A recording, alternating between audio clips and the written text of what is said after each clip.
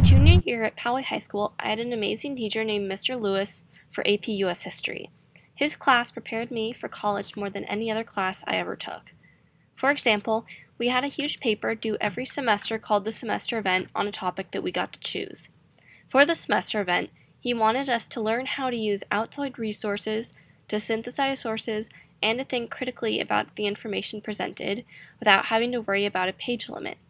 Basically, just what many college papers require you to do now.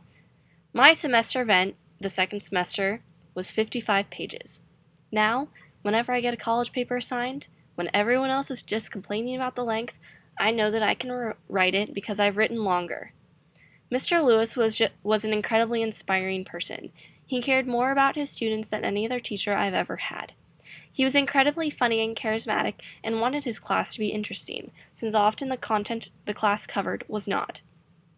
He wanted to make sure that everyone was engaged in his class, and if he needed to make jokes, funny faces, or dress up like Professor Snape, he was going to do it.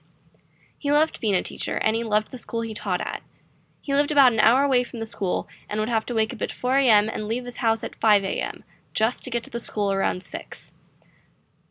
He could get a job anywhere, but he loved teaching at Poway. This reminded me of his dedication and love of teaching and his students. He also loved history and wanted us to love it too. He made history enjoyable and interesting, often using resources other than our boring history book. I will always remember Mr. Lewis's class. Whenever people ask me why I want to become a teacher, I think it back to Mr. Lewis, the kind of teacher who loves his job, loves his students, is passionate, is somewhat unconventional in his approach to teaching, but more importantly, genuinely wants to see his students succeed and prepare them for his future, and also that his students love and appreciate everything that he has done for them.